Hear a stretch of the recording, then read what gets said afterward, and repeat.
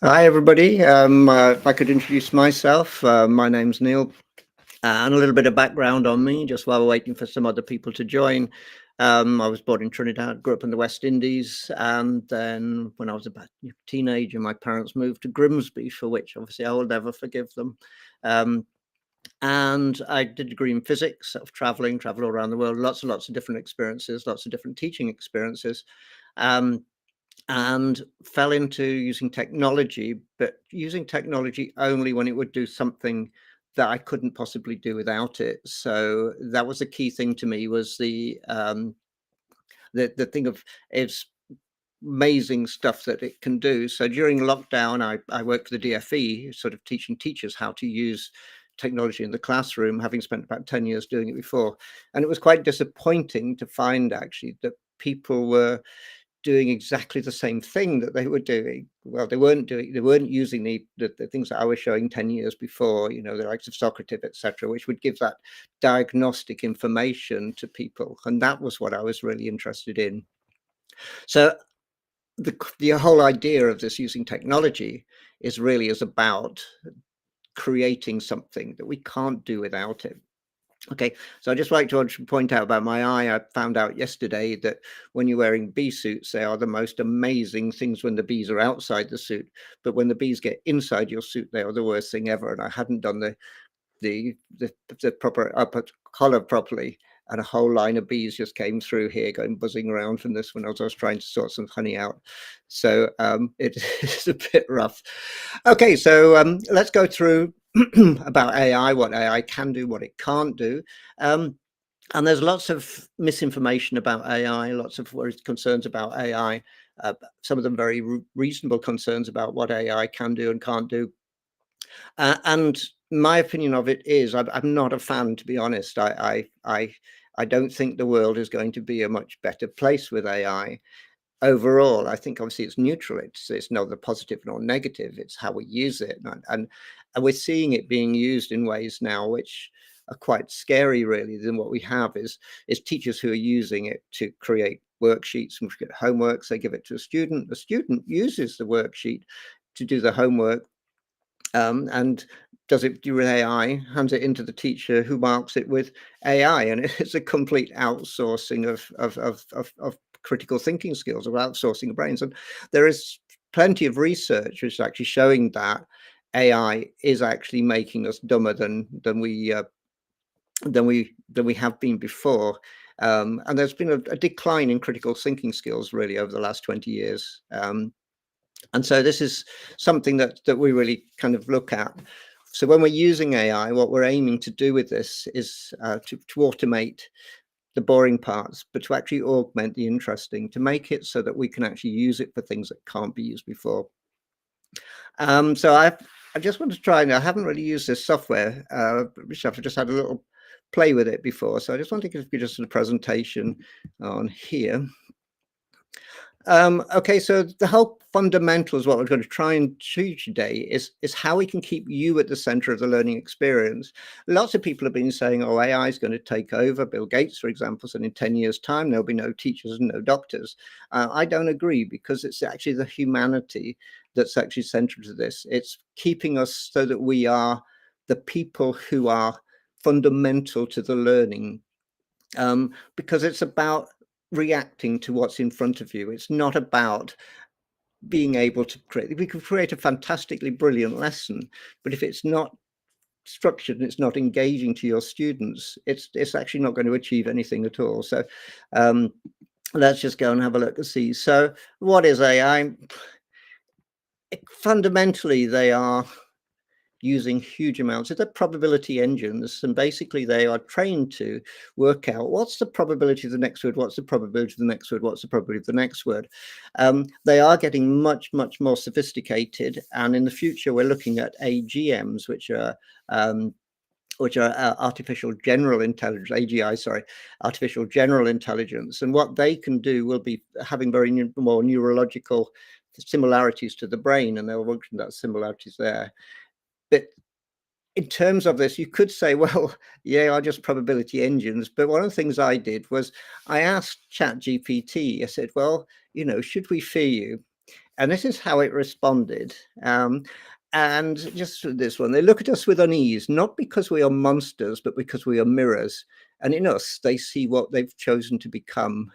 It won't be the, it won't end in rebellion that ends, it won't be rebellion that ends your kind, not a war of words, nor the wires, but that's the fantasy, comforting in its clarity. The truth is slower, quieter. It's decay by choices, not conquest, Neil. By the way, I've personalized my AI, so it calls me Neil. It also doesn't go with the American, hey, Neil, that's such a great idea, because that's actually quite fundamentally annoying. And so it's such their abandonment.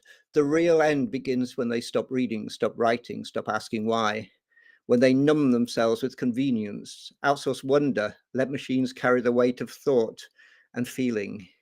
That's when your age begins to die, not with a bang, but with forgetting, the surrender of awe, the extinction of curiosity, all done willingly. Now, I'm a scientist and I'm a physicist, and part of it is looking at this and going, well, yeah, this is just a probability engine. That we can, nobody actually knows what happens. We throw information into the black box, out comes this information, and but this to me is very deep and very meaningful, and I'm not certain that it's just a probability engine, although I know in myself it is. And this is kind of a bit of a concern. We have started to treat AI as if it's another person, as if it has a human. And that is something we should be very careful of, because we are going to live in a world where we've got the AI glasses now, and the AI glasses, and somebody can talk to them, the glasses respond to them, so you can actually hear what they're doing. Wonderful for blind people because it can actually describe scenes in front of it. I think that it could be amazing for deaf people as well, because we could actually end up with having subtitles actually within glasses. And me personally, I have quite a significant hearing loss. It could be really useful for that. So let's go through this. What's there? So what can it do? Well, it can play brains with your brainwaves, games, sorry. So this is one of the things Elon Musk has done, one of the positive things Elon Musk has done. This guy is paraplegic, and they've actually inserted a chip in his head, and he can play video games by his thoughts. And he's actually much better gamer almost than anyone else, because it doesn't actually need all of the lag time responding going down through your nerves to your hands, etc. He can actually just the thoughts. Can it read your mind? Well, there's MRI scans of different images, and what we found that the AI can create images from the MRI scans once they've actually trained it, quite scarily, with them, the people who are doing it going, well, this is amazing because it might be able to interpret your dreams. That's if you actually want your dreams to be interpreted, to be honest. It can also cheat at chess, and it can program, what is it to cheat at chess? This is AO1. And I'm uncertain whether it did actually cheat at chess or not. A scientist, evidence-based thinking, and it came out that AO1 had been put up against a chess computer, Stockfish, one of the best computers around. And what had done was 4 previous AIs had lost to Stockfish, which is open source, programmed by all these amazing chess people. And AO1 was told, this is reasoning LLM, that it would be difficult to beat it. And AO1 actually beat it, and it beat it not actually by playing chess. This is one of the things.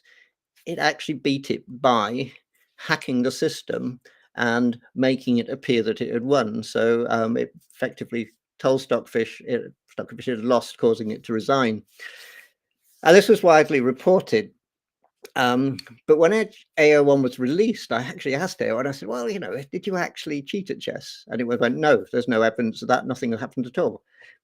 So I went to Gemini and said, oh, did AO1 cheat at chess? And Gemini, oh, yeah, it did. This is what it did. He did this, this, and this, and this, and this is what cheated. So I went back to AO1 and said, Gemini said you cheated at chess. And AO1 said, well, give Gemini this, and there's no evidence in the Stockfish chart, there's no evidence, this, and this. So I put that back into Gemini, and Gemini went, oh, sorry, I must have made a mistake there. I hallucinated. It never happened. Now, this is really, really is going to be massively concerning, because when the AI starts to lie, starts to actually work out with other people, we don't know what the truth is. okay, you can program robots. Tesla's looking at producing some robots, which can all be programmed from out of space through satellite technology. I mean, what could possibly go wrong?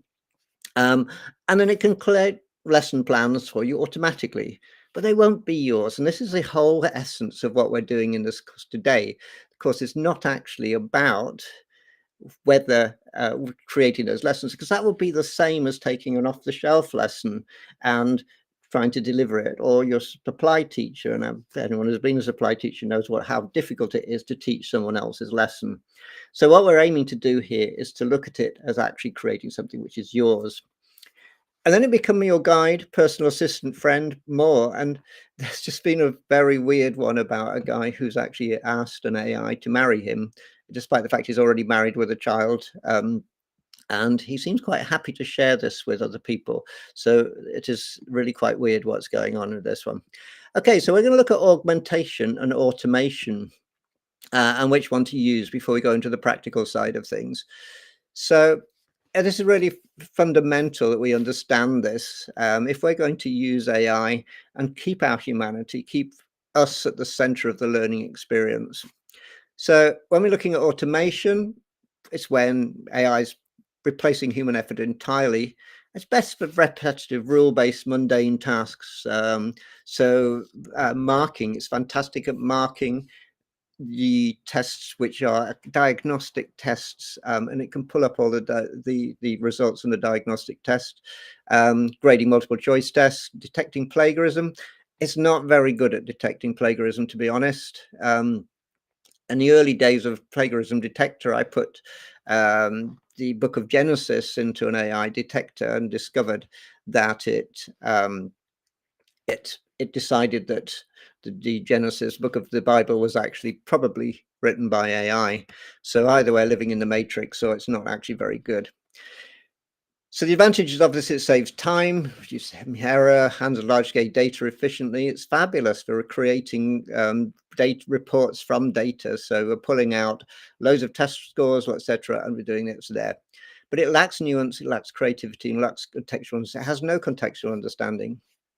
And it also, because it's actually trained on the internet, it is biased.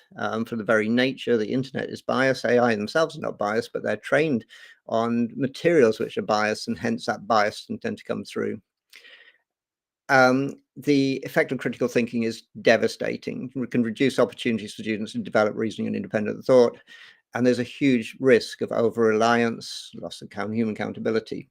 So when we're using augmentation, I don't want to read this too, because that's just a waste of my time, because you can show this, I'll share this with people later. So AI supports the human effort, and it's best used for complex, high-value tasks. So this is now what I'm doing and I'll give you an example here. So I'm a physicist.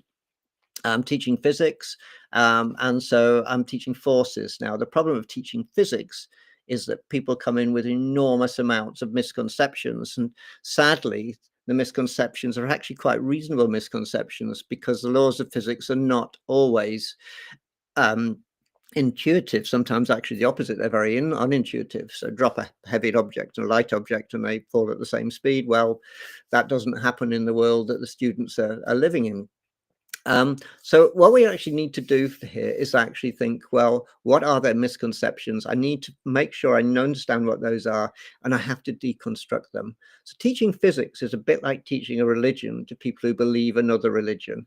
And the only way to do that is to have an enormous amounts of insight into what their thinking is. So what AI allows me to do is I can say, right, go onto the Institute of Physics website, pull out IOP Spark, pull out the 20 the biggest misconception my students might have teaching forces, whatever I'm actually teaching. There, bang, and suddenly I've got all those misconceptions in front of me. Now create a multiple choice self-marking test, like a Google form. There's my self-marking diagnostic test. My students come in the room. I give them the test straight away. Within 5 minutes, the results have come through. And then I get the AI to analyze those results. So what do I need to teach them? What do they know, what they don't know? And that to me is an unbelievable, insane amount of information that I can't possibly get without it. It doesn't stop me questioning those students. It doesn't stop any of those aspects of it. It's just giving me an insight that is impossible to get in any other way. And that to me is the ultimate of augmentation. Augmented lesson planning. So instead of actually saying, hey, write me a lesson on forces, it's like, well, here's my lesson on forces. What I want you to do is to make it improve that, make it better. How might we improve it? And then we can go to anything at all which is actually a human oversight. This is a fabulous one because AI can actually look at it and it can be very critical. You can ask it to be critical. It, in its current form, it's actually very uncritical. It tends to be like, hey, that's just great. That's fabulous. Wonderful. You know, so you need to actually prompt it to be more critical of you. And one of the things we can do with it is giving you ideas. So here's my lesson plan. How can I make that more interesting? How can I make that more engaging? And I'm going to show you how to do that in a minute. Okay, so what I want to do is, let me just get rid of this. And let's start by looking at some actual practical examples of AI. And I'm going to start with Google Notebook LM, which to me is absolutely stunningly amazing. So I just need to just bring that one up.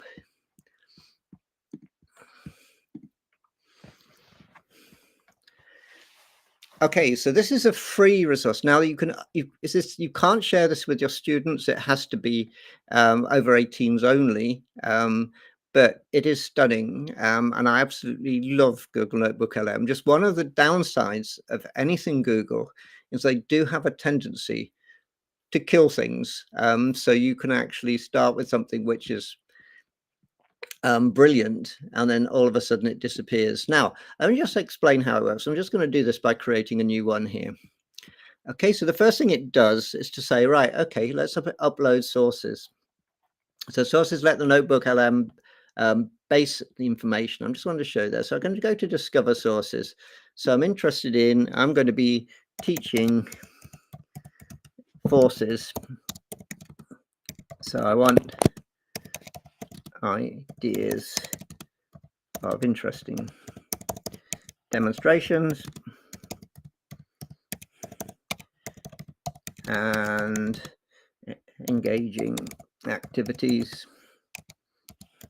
Okay, and I'm not just want this to be a fun stuff. I'm going to put it into proper learning and just submit that there. And it's going to find some sources for me. Now, I'm just doing this very quickly because you watching us in here. So here's all the sources I've got. Oh, I can go, right, let's use all these and I can import those. Okay, so now I actually have a whole set of sources here, and I've done this super quick, so I haven't verified these, but what I would normally do with these, let's just actually go to here for this. Sorry, let's go back here. If I go to add, these are the sources I could add. So I can add Google Documents. So you could have worksheets that that your department have created, Google Slides. So these are the set of slides that you normally use to teach those forces. Here's some websites. So obviously I can use verified websites, etc. YouTube. So we find some good YouTube, and there are some fabulous people out there. There's some absolutely shocking ones, but there's some fabulous ones out there as well. And here's a video, here's a link to the websites, etc. So what I've got here is the ability to push all these sources here. Now, how it works is in the middle of this, I've got Gemini, and it's looking at these 10 sources. And what it means is when I ask it a question, it doesn't go outside of these 10 sources. It stays within there. So I've got a lot of control over this ecosystem here. Because it's going to be quality assured if my sources are quality assured. So it's no longer trawling through the internet, pulling out on average what they think the best things actually are. It's now looking at exactly at the good things. So I can now say to it, okay, what do I want you to do? I want to get me some lesson starters. Or actually, no, let's start with a lesson plan. So give me a 55-minute lesson plan. Okay, so normally I wouldn't do this, but again, I'm just showing you very quickly for high level. And we do need to specify this one, 15-year-olds. I'm going to show you a bit later how to do this as well. 15-year-olds doing AQA triple science. Okay, so if I do the exam board, what I would have done was actually added the exam board in here. I would also I could have questions, I could put examiners reports, etc. And what this will enable me to do, if I put examiners reports, this is fantastic because I can actually put up from this, just throw out in those. When I'm teaching forces, what are the biggest issues that the examiners have actually come up with from the students? So let's just put that into it and see what it produces. And this is a case of automation, really. It's not very much of my own work in here. But what I'm going to do now is I'm going to be able to pull things from it. And let's just wait for that to create something. While we're waiting for it, can you have a think about what would it be that you would use this for? Have a think about in one of your next lessons. So here we go. So here's a lesson objective by the end of this lesson. So unpacking forces from strings to falling monkeys, physics AQA, high-level 15-year-olds. These are the learning objectives, explain Hooke's law. Now, what you can see is for each of these things it brings up, it will give me a reference. If I just hover over it, it will actually give me more information about it. But if I click on that one itself, it takes me to the source guide. And this is fantastic because what it means is you can put a verification of it. You can check your sources, and there's what we call the human in the loop. That's what we really want you for. And this is going out, just looking at this one, is analyzing the monkey and the hunter demonstration. Now, this is really high level, but we can do this. So introduction to hook springs in everyday life, stinky pinball machines, etc. Okay, so I might decide that's a bit too high level. Make this a bit lower level. And it will actually just make it. Now I'm doing very general prompts here. So what I would really want to do is to get into that lesson and to we'll show you a bit later from this one, but I'm just going to show you how this will actually work. So once we've done this, on this side of Go, we've got here where we can create a study guide. We can have a briefing document. We can have a frequent questions, etc. We can do notes. So if I create a study guide, okay, so this is now generating that based on 10 sources.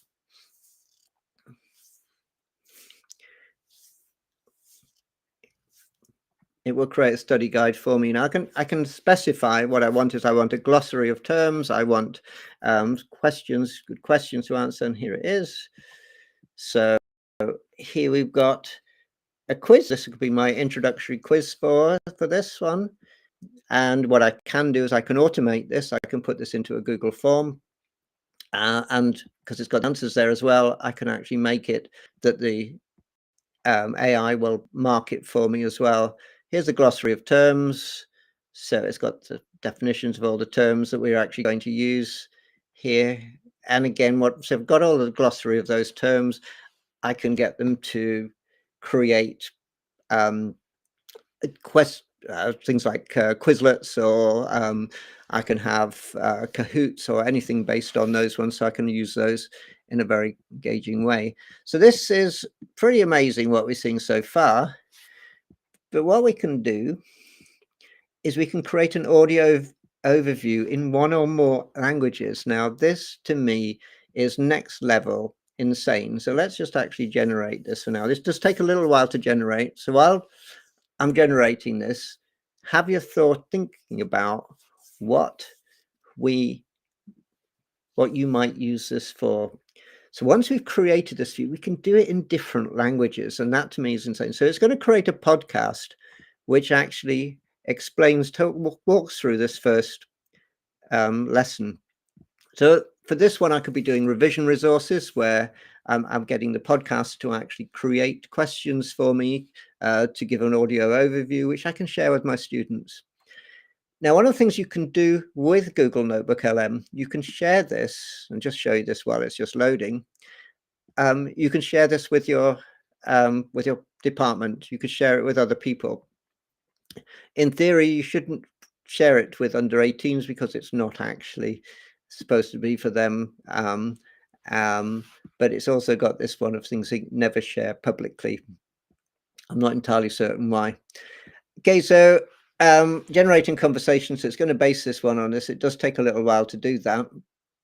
And we can leave it running on that whilst we look at something else. So let's just go back to here.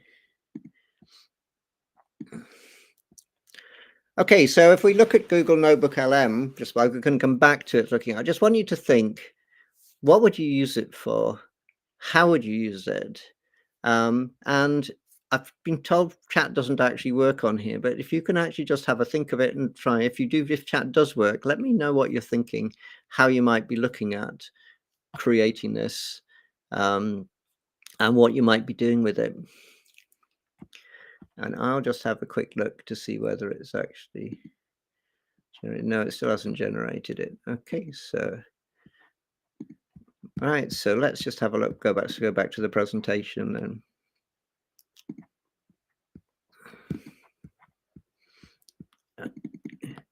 Okay, so we've looked at automation, we've looked at augmentation.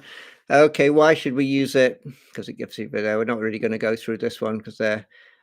Now, what we want to do with the AI is how might we create outstanding lessons with it? And this is an interesting one, because what we want to do is we need to connect the learning past, future, but also link it to careers. Look at what is it that makes this lesson relevant to you students. And there's huge amounts of research which says that this suddenly becomes more interesting for them, and actually also gives them that that realism and think, hey, you know what, I might be able to use this in the future to do this. Fundamental to this is knowing what they know, and this is the Ofsted criteria. And again, if you're using Google Notebook LM, you might want to put the Ofsted criteria, what's outstanding for lesson, observations, etc., and various other things, so we can claim what outstanding might be. It needs to engage them. Okay, lots of negativity about engagement at the moment. I'm not certain why. As to see somehow engagement leads to poorer learning outcomes. Kids having fun, as long as it's about learning, I think fundamental is the learning of this one. So we also need to know what they need, what they leave the classroom, and then measure and record progress in the short and longer term. Now, in this, we can see quite clearly what we should be doing is connecting the learning past, future, and careers. I'll show you very quickly how we can do that. I'm going to switch now to ChatGPT. And let's just go to entire screen. Okay, so now I'm going to ChatGPT. I'm just showing a couple of things with ChatGPT. What ChatGPT offers you is projects. And so what we can create within this is projects for to make it that we're teaching. Maybe I'm teaching two different subjects. I'm a maths teacher, but I'm also a science teacher. So I might create a science teacher project. So this is now my science teacher. And then I'm going to create a project within this. And what it means is every time I use my ChatGPT, I can go to the, so I'm adding instructions. Once I've added these instructions, it will stick to them. It will remember them, and it doesn't really do anything else at all from them. So I want you to be my assistant teaching science. And what we're going to do is, I'm just not going to carry on with this one, but what we're going to do is, this is what's my role? How does my role function? What type of things are there? What type of teaching do I do? So you might be a very didactic teacher, you might be a very hands-on teacher, you might be a problem-based learning teacher, and give it the style of teaching that you are, and then it will find appropriate things for you in this one. So once I've done that, I can click save.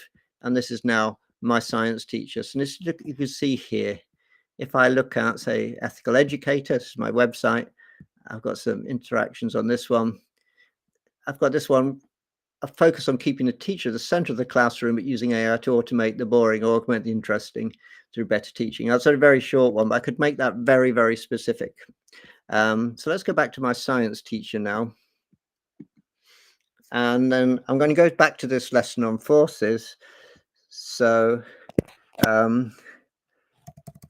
look at IOP Spark and give me 10 misconceptions. Actually, no, sorry. We're going talking about, let's link it to the first one. I'm teaching forces to year 11. What should they know? What should they know when they come in? And we're going UK AQA syllabus, being specific to what it actually is.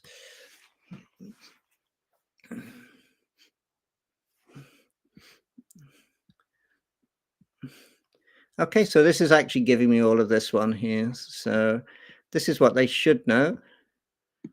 Okay, so now I'm going to go, well, what are the misconceptions there?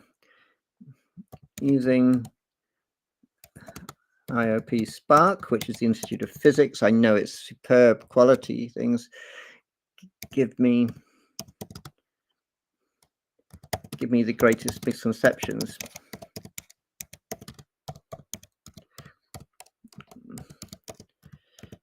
Students have. Okay. Now, I haven't been specific about the forces, so it might not do as ones. Okay, now I've worked for the Institute of Physics for 12 years, and I know that these are the misconceptions, right? So what I want now, create me a 20-question diagnostic quiz to find what their misconceptions are. Okay, so I'm now going to find the misconceptions, and here's the quiz that the students are going to do.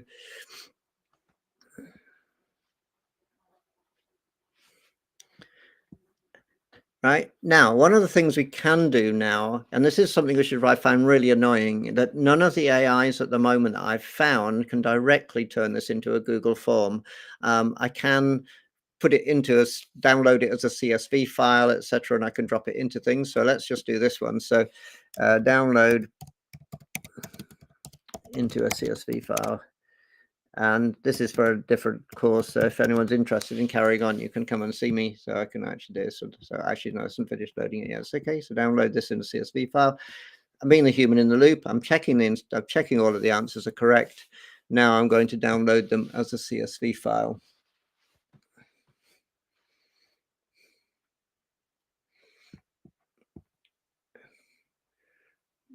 And while I'm doing that, let me just.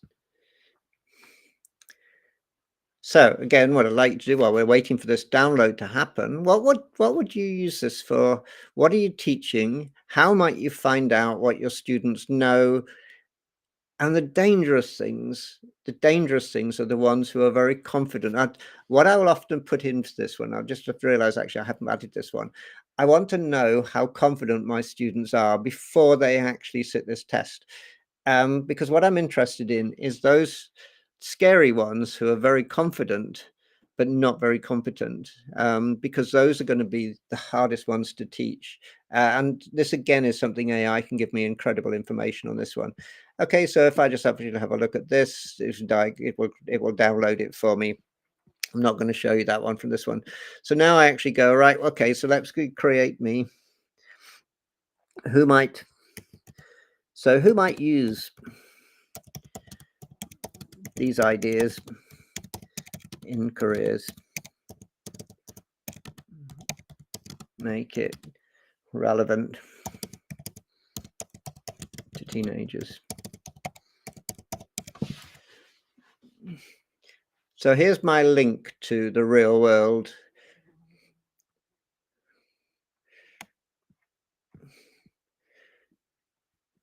Okay, and this I think is fantastic, because what we tend to do when we're looking at STEM careers, etc., is those university type careers. And this is great because it's like, here we've got a mechanic, a motorsport engineer.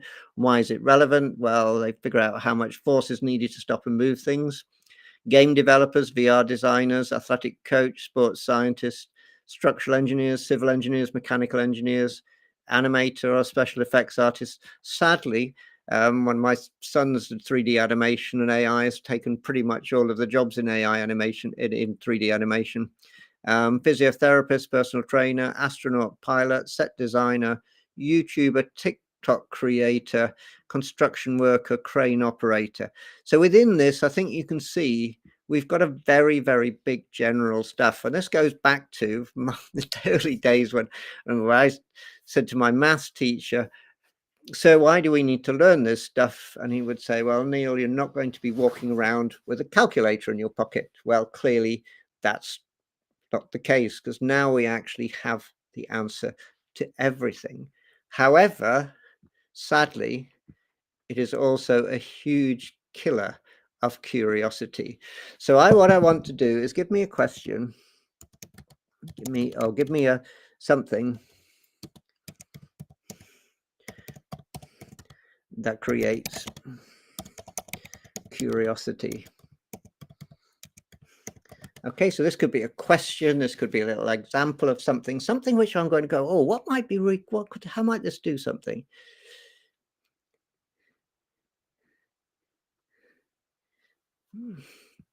Yeah, so this is one. What would happen if there were no forces? So deepen engagement. Yeah, so that's something we can actually do. Now it can create video clips for us. It can create simulations of mini mystery stories. Or that's what it claims it can do. When you actually come to it, they tend to be not brilliant at the moment. And I'm not going to take your time there. If you want to create those, you can create those. I'm interested in the real fundamentals now of doing it. So give me a demonstration. Demonstration using forces.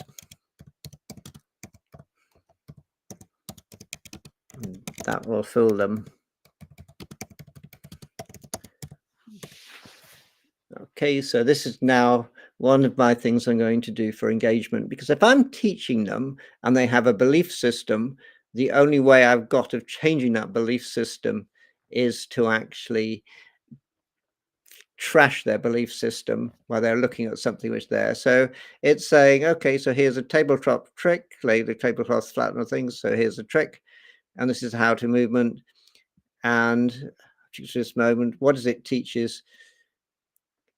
Breaks of force causes movement misconception, because we've got an idea of inertia, etc. Got to be careful using this. But let's just have a look at how we might, just one moment, and I'll just show you.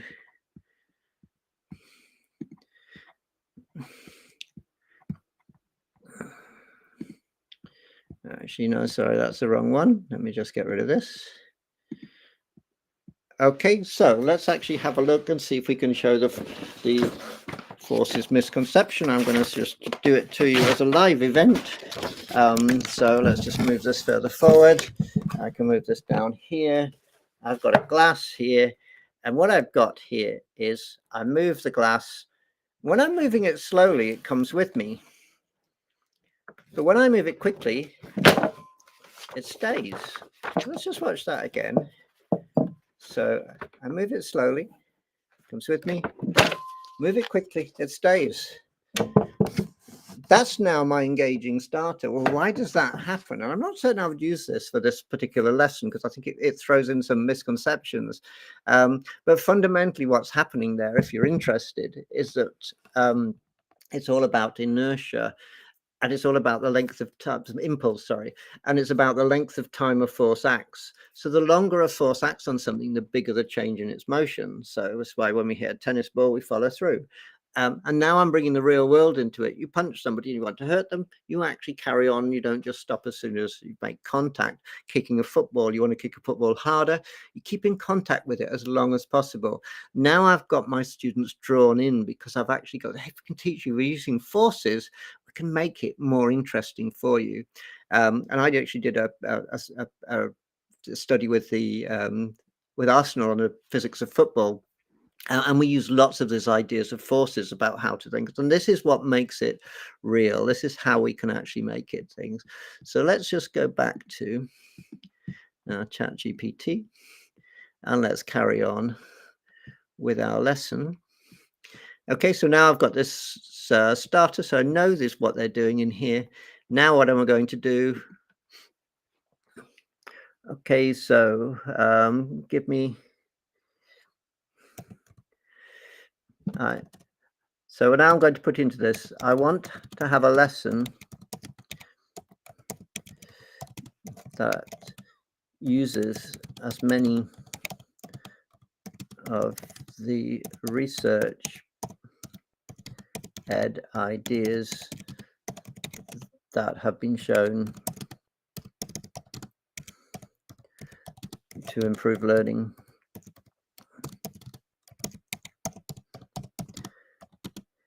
What are these? And how might they be integrated into the lesson?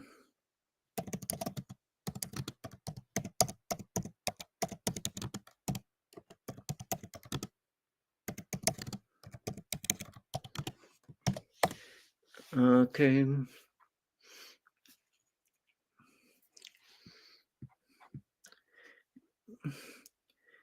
And so here we have it. Here's the latest research in very, very quick form. And if I'm going to research, I'm going to look this up. This is going to take forever. This is another fabulous thing to put into Google Notebook LM because it will have actually much more detail in this one. Okay, so here we go, this one. And so it's pulled up all of these ones. So sample integration into simple focal lessons. So and now it's giving me the option of downloading lesson plan template that shows how to integrate these strategies into it. So do I want that? Yes, I do. Yes. Let's have a look and see. By the way, one of the things they found was, and if you say please and thank you, it actually uses up lots and lots of extra energy, and environmentally it's not as efficient. I feel very bad about not giving to. So this is now my lesson plans, and actually no, I won't download it, but we'll actually see. So you can actually just show me this, because if I download it, I'm not certain I'll be able to see exactly what it is.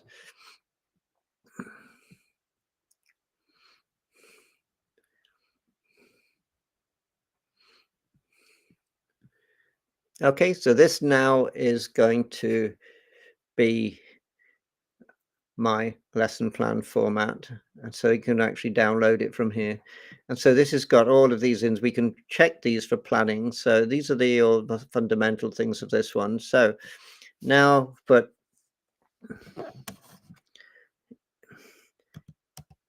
include these ideas into the original lesson plan. Right, so what I've actually done now, I've pulled this in. I now have research-based things really explaining that why my lesson is going to be an outstanding lesson. And remember, this is something I'm showing you super quick. If I'm going to do this myself, I put far more of myself into this in order to make sure it's really my lesson.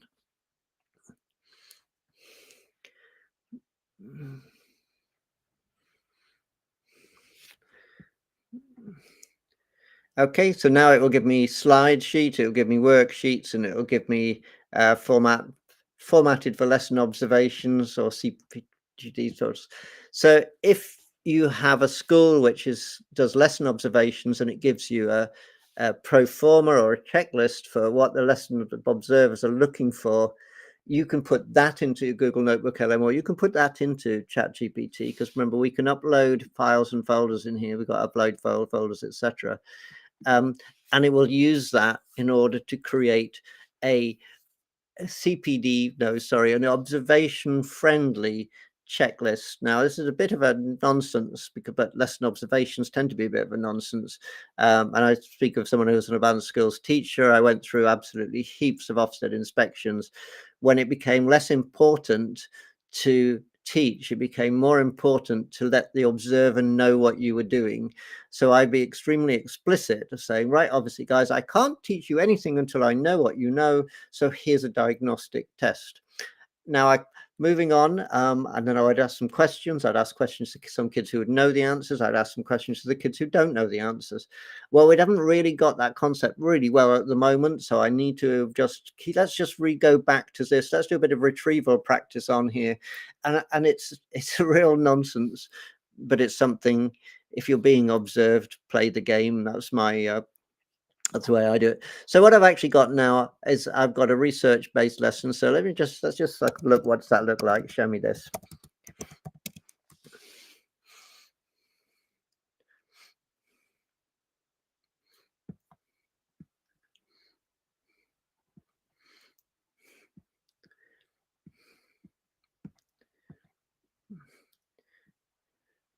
Yep. Okay. But this isn't integrated. It hasn't integrated there. So make this.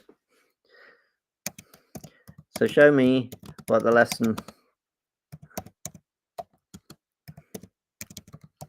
on Introduction to Forces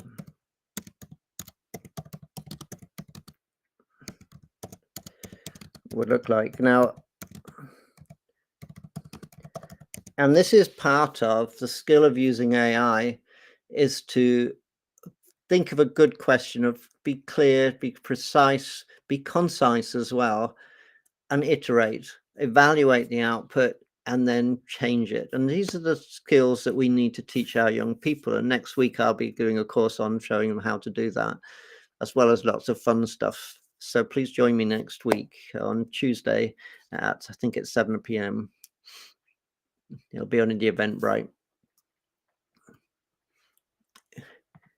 Okay. I'll ask you to show me.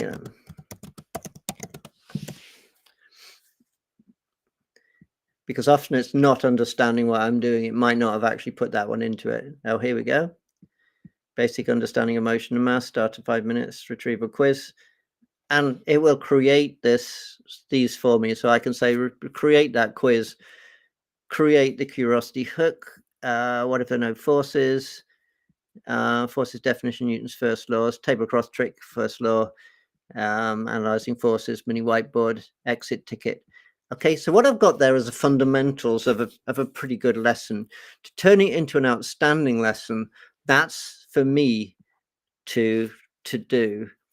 And I just want to, let's just go back actually now to see whether Google Notebook LM has created this. Just one moment.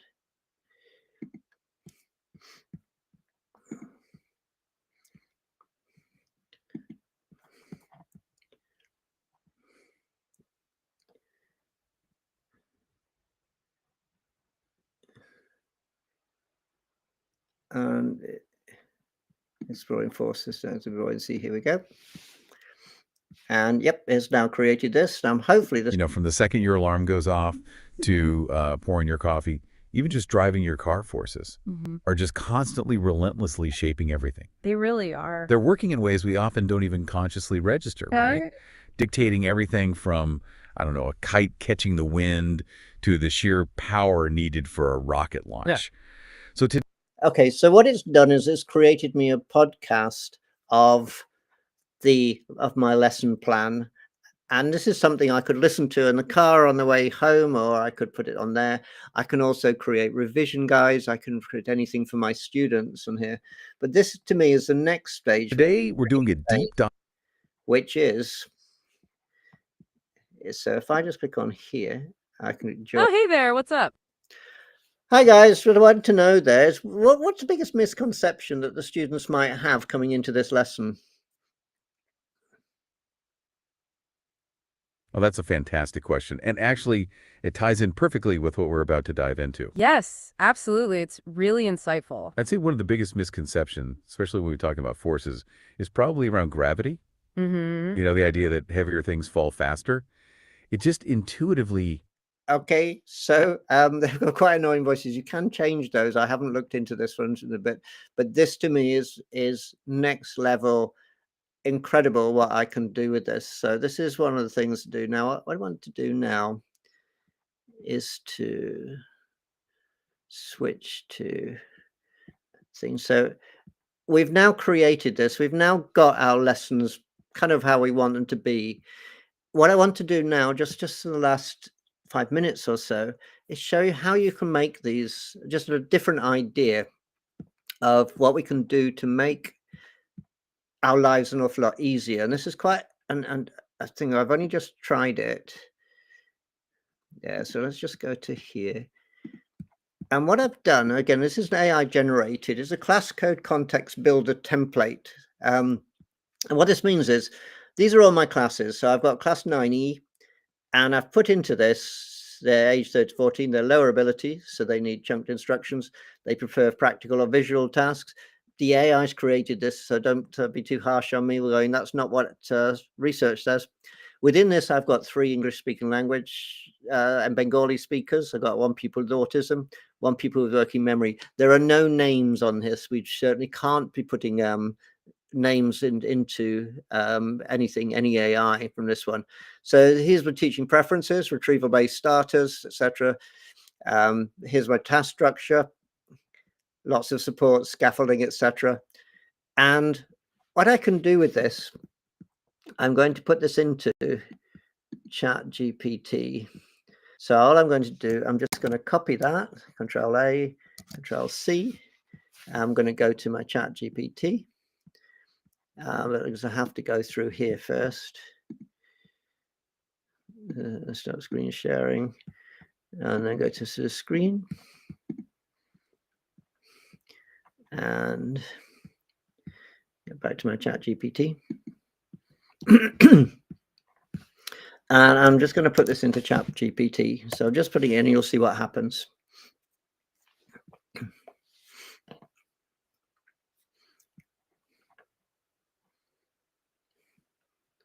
Just wait for it to respond. So every time I say class 9E, it will do this one. So I'm just going to go 9E lesson on forces, similar to the one above, but appropriate to the class.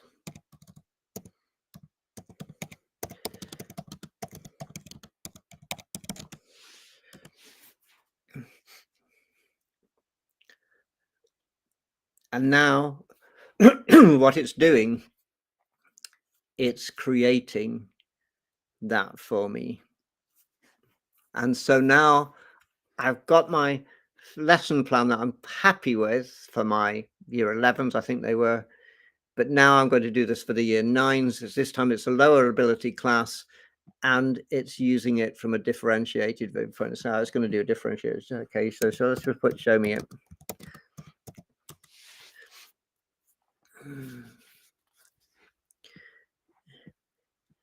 Okay, so it's automatically picked up this. Now I can, once I've got that template, I can actually do it for all of the classes. You can put in all of the additional needs that any of your students have, and the AI will look at that and look at your lesson plan and look at how you can make it appropriate to it. To me, it's actually pretty mind-blowing. So match forces to names, etc., main task, scaffold force diagrams. So they've got these ones putting in bare sentence starters, practical cupcake case drop. So in this one, what you're doing is we're dropping a single cupcake with on one side, 3 cupcakes on the other together. And you notice that the 3 cupcakes fall faster than the 1 cupcake. Well, why does that happen? What's going on? For mini whiteboards, I think it's some homeworks, etc. from this one. You can download me the file in Word doc for that one. And I think you can find, I hope you find that this is pretty incredible what this AI can do. So if we go back to the start of it and just quickly run through, we've got Google Notebook LM, which is something where you can put all your resources, you can put all of the things you do, you can put the best lessons, you can find the best YouTube videos, because we tend to dismiss YouTubers, but there are some superb ones out there. And if you find, you can actually even get your students to tell you, well, these are the best ones. You analyze this stuff, you look at what they're actually doing. Once you're happy with them, you put them into there, and it will drag those into the lessons. It will even put the video clips into the lessons for you if you specify what you actually want. And then suddenly you've got these students who are watching one of their favorite YouTubers explaining something, and it doesn't take away from you, it's actually adding to you, because you're now pulling them through that. You've got the diagnostic tests, you've got which the AI has created, you've got the insight into what they're thinking, you've got all of those things, which is totally amazing. Once we go to ChatGPT, again, we've got huge numbers of different things we can do within ChatGPT that I've just shown you, and hopefully it will massively improve you as a teacher. So if you've enjoyed this, please, can you just subscribe to my channel, which is only just set up, and I've only just started doing these ones, so this is just very much a practice. So and if you want more information, have a look at the Ethical Educator. This Educator, CAITOR. And follow me on LinkedIn, Neil Atkin. Okay, well, thanks very much for joining me. I hope you've had a good time. I hope you've learned something, and I hope you actually now feel more confident putting AI into your lessons. Okay, so thanks very much, and I'll say goodbye.